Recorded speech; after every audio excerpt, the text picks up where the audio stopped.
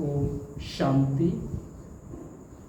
आज 9 सितंबर 2024 की बाबा के महावाक्य सुनते हैं।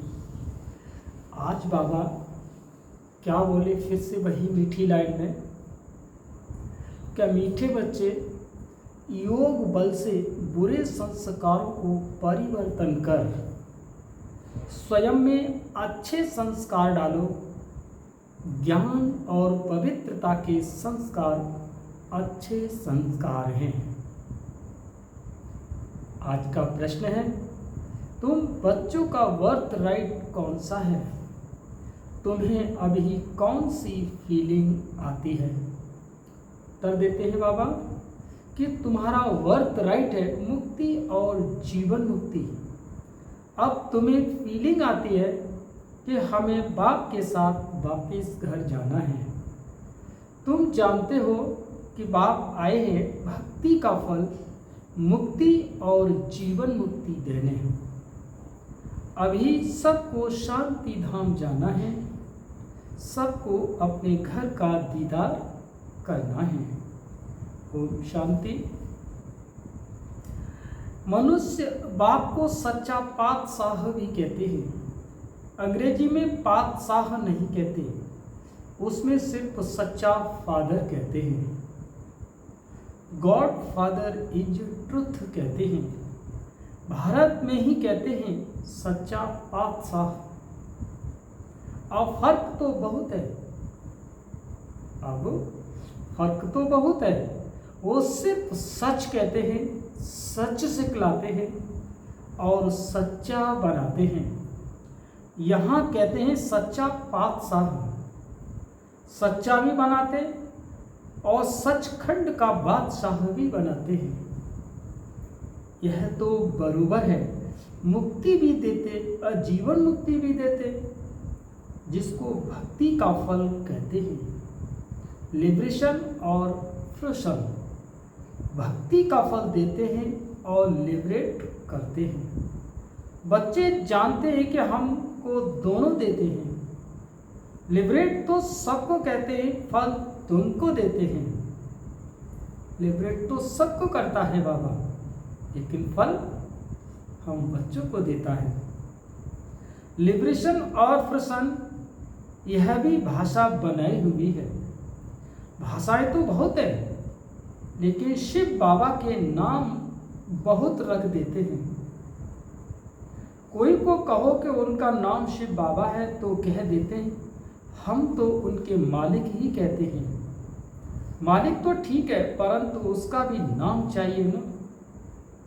नाम रूप से न्यारी कोई चीज होती नहीं। मालिक भी कोई चीज का बनता है ना, नाम रूप तो जरूर है। अभी तुम बच्चे जानते हो कि बाप बरोबर लिबरेटर भी करते हैं। फिर शांति धाम में सबको जरूर जाना है। अपने घर का दीदार सबको करना है। घर से आए हम तो पहले उनका दीदार करेंगे। उनको कहते हैं गति और सद्गति। अक्षर कहते हैं परंतु अर्थ रहित। तुम बच्चों को तो अब फीलिंग आती है, हम अपने घर भी जाएंगे और फल भी मिलेगा। नंबरवार तुमको मिलता है तो और धर्म वालों को भी फिर समय अनुसार मिलता है।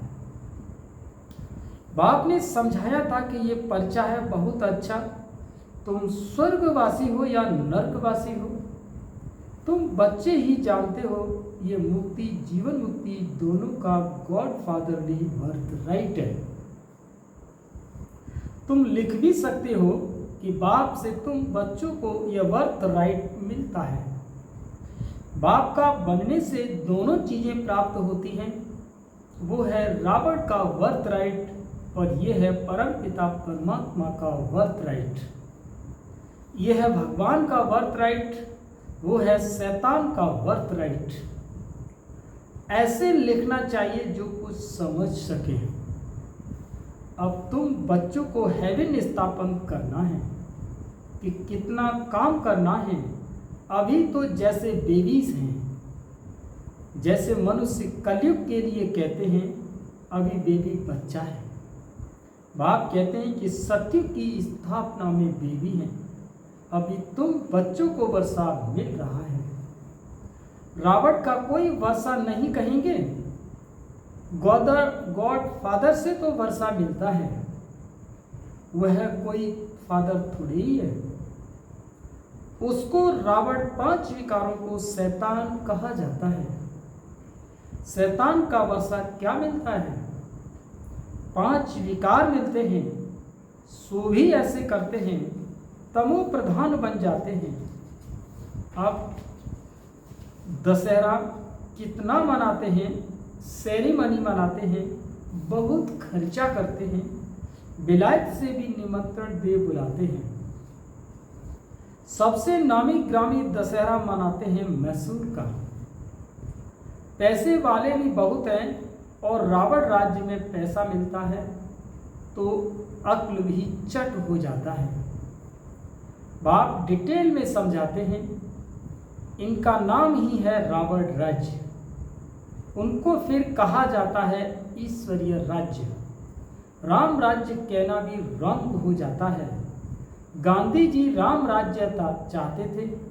मनुष्य समझते हैं गांधी जी भी अवतार थे। उनको कितने पैसे देते थे, उनको भारत का बापू जी भी कहते थे। अब यह तो सारे विश्व का बापू है। अभी तुम यहाँ बैठे हो, जानते हो कितनी जीव आत्माएं होगी। जीव शरीर तो विनाशी है और बाकी आत्मा है अविनाशी। आत्माएं तो ढेर हैं, जैसे ऊपर में सितारे रहते हैं, सितारे जागती हैं या आत्माएं जागती हैं, क्योंकि तुम हो धरती के सितारे और वो हैं आसमान के सितारे। तुमको देवता कहा जाता है, वह फिर उनको भी देवता कह देते हैं। तुमको लकी सितारा कहा जाता है ना। अच्छा, इस पर फिर आपस में डिस्कस करना। बाबा अभी इस बात को नहीं छेड़ते हैं। यह तो समझाया है कि सभी आत्माओं का एक बाप है, इनकी बुद्धि में तो सब हैं, जो भी मनुष्य मात्र हैं सबका वो बाप है। यह तो सब जानते हैं कि सारी सृष्टि समुद्र पर खड़ी है। यह भी कोई सबको नहीं मालूम है। बाप ने समझाया था कि ये रावण राज्य सारे सृष्टि पर है। ऐसे नहीं कि रावण राज्य कोई सागर के पार है। सागर तो ऑलराउंड है ही। कहते हैं ना कि नीचे बैल है, उनके सींगों पर सृष्टि खड़ी है। फिर जब थक जाता है तो सींग बदली करता है। अभी पुरानी दुनिया खल्लास हो, नई दुनिया की स्थापना होती है। शास्त्रों में तो अनेक प्रकार की दंत कथाएं लिखती हैं। यह तो बच्चे समझते हैं कि यहाँ सब आत्माएं शरीर के साथ हैं। इनको कहते हैं जीव आत्माएं। वह जो आत्माओं का घर है वहाँ तो शरीर नहीं है, उनको कहा जाता है निराकारी। जीव आकारी है, इसलिए साकार कहा जाता है। निराकार को शरीर नहीं होता, वो है साकारी सृष्टि, वो है निराकारी आत्माओं की दुनिया। इसको सृष्टि कहेंगे, उसको कहा जाता है इनकॉर्पोरियल वर्ल्ड। आत्मा जब शरीर में आती है तब यह चुरपुर चलती है, नहीं तो शरीर कोई काम का नहीं रहता। तो उनको कहा जाता है निराकारी दुनिया। जितनी भी आत्माएं वो सब पिछाड़ी में आनी चाहिए, इसीलिए इसको पुरुषोत्तम संगम युग कहा जाता है। सब आत्माएं जब यहाँ आ जाती हैं तो फिर वहाँ एक भी नहीं रहती।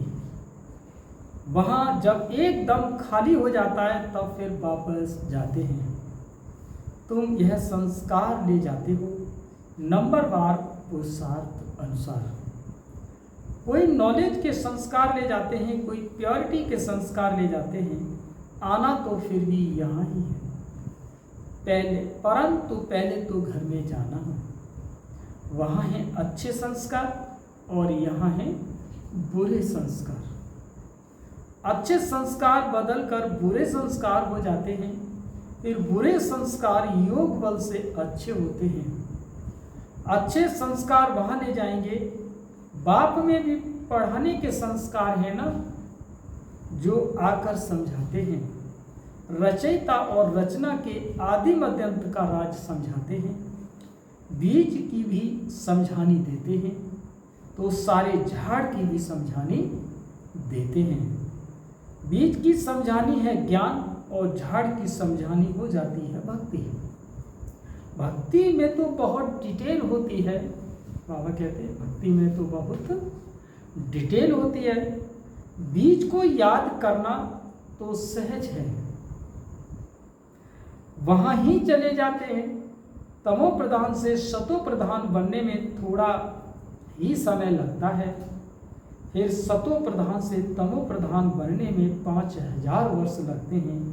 एक्यूरेट, यह चक्र बड़ा एक्यूरेट बना हुआ है, जो रिपीट होता रहता है और कोई ये बातें बता न सके।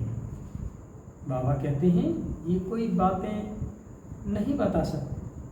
तुम बता सकते हो, आधा आधा किया जाता है, आधा स्वर्ग आधा नर्क, फिर उनका डिटेल भी बताते हैं।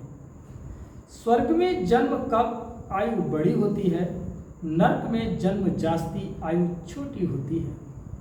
वहाँ है योगी और यहाँ है भोगी, इसीलिए यहाँ बहुत जन्म होते हैं। इन बातों को कोई दूसरा नहीं जानता। मनुष्यों को कुछ भी मालूम नहीं है। कब देवताएं थे, वो कैसे बने, कितने समझदार बने, यह भी तुम जानते हो। बाप इस समय बच्चों को पढ़ाकर 21 जन्मों के लिए वर्षा देते हैं। फिर ये तुम्हारे संस्कार रहते नहीं। जैसे राजाई के संस्कार होते हैं, तो ज्ञान की पढ़ाई के संस्कार पूरे हो जाते हैं। यह संस्कार पूरे हुए तो नंबरवार पुरुषार्थ के अनुसार रुद्रमाला में पिरो जाएंगे, फिर नंबरवार आएंगे पाठ बजाने। जिसने पूरे 84 जन्म लिए हैं वो पहले आते हैं, उनका नाम भी बतलाते हैं। श्री कृष्ण तो फर्स्ट प्रिंस ऑफ हेवन। तुम जानते हो सिर्फ एक थोड़ी ही होगा, सारी राजधानी होगी ना। राजा के साथ तो फिर प्रजा भी चाहिए। हो सकता है कि एक से दूसरे पैदा होते जाएं। अगर कहें 8 इकट्ठे आते हैं, परंतु श्री कृष्ण तो नंबर 1 में आएगा ना। 8 इकट्ठे आते हैं तो फिर श्री कृष्ण का इतना गायन क्यों? ये सब बातें आगे चल करके समझाएंगे। कहते हैं ना कि आज तुमको बहुत गुही बातें सुनाता हूं, कुछ तो हो रहा है ना। यह युक्ति अच्छी है।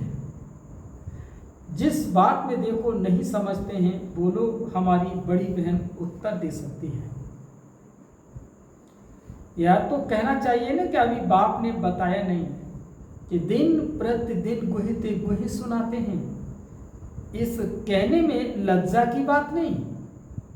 गुही से गुही पॉइंट्स जब सुनाते हैं तो तुमको सुनकर बहुत खुशी होती है। पिछाड़ी में फिर कह देते हैं मन मना भव मध्याजी भव।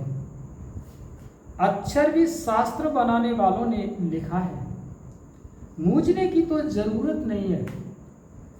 बच्चा बाप का बना और बेहद का सुख मिला, इसमें मनसा वाचा करुणा पवित्रता की जरूरत है। लक्ष्मी नारायण को बाप का वर्षा मिला है ना, ये पहले नंबर में है जिनकी ही पूजा होती है। अपने को भी देखो, हमारे में ऐसे गुण हैं, अभी तो बेगुण है ना। अपने अवगुणों का भी किसी को पता नहीं है। अभी तुम बाप के बने हो तो जरूर चेंज होना पड़े। बाप ने बुद्धि का ताला खोला है, ब्रह्मा और विष्णु का भी राज समझाया है।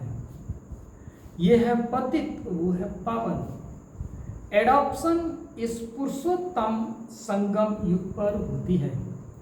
प्रजापिता ब्रह्मा जब है तभी एडॉप्शन होती है। सतयुग में तो होती है ही, यहाँ भी किसी को बच्चा नहीं होता तो फिर एडॉप्ट करते हैं। प्रजापिता को भी जरूर ब्राह्मण बच्चे चाहिए। ये है मुख वंशावली और वो होते हैं कुकु वंशावली। ब्रह्मा तो नामी ग्रामी है, इनका सरनेम ही बेहद का है। सब समझते हैं कि प्रजापिता ब्रह्मा आदि देव है। उनको अंग्रेजी में कहते हैं ग्रेट ग्रेट ग्रैंड फादर। ये है बेहद का सरनेम। वो सब होते हैं हद के सरनेम। इसीलिए बाप समझाते हैं ये जरूर सबको मालूम होना चाहिए कि भारत बड़े से बड़ा तीर्थ है, जहाँ बेहद का बाप आते हैं। ऐसे नहीं कि सारे भारत में विराजमान हुआ। शास्त्रों में मगध देश लिखा है, परंतु नॉलेज कहाँ से आई? आबू में कैसे आए? देलवाड़ा मंदिर में यहाँ पूरा यादगार है। जिन्होंने भी बनाया उन्हों की बुद्धि में आया और बैठकर बनवाया। एक्यूरेट मॉडल तो बना न सके। बाप यहाँ ही आकर सद की सदगति करते हैं। मगध देश में नहीं, वह तो पाकिस्तान हो गया। यह है पाकिस्तान। वास्तव में पाकिस्तान तो स्वर्ग को कहा जाता है। पाक अर्थात नापाक का ये सारा ड्रामा बना हुआ है।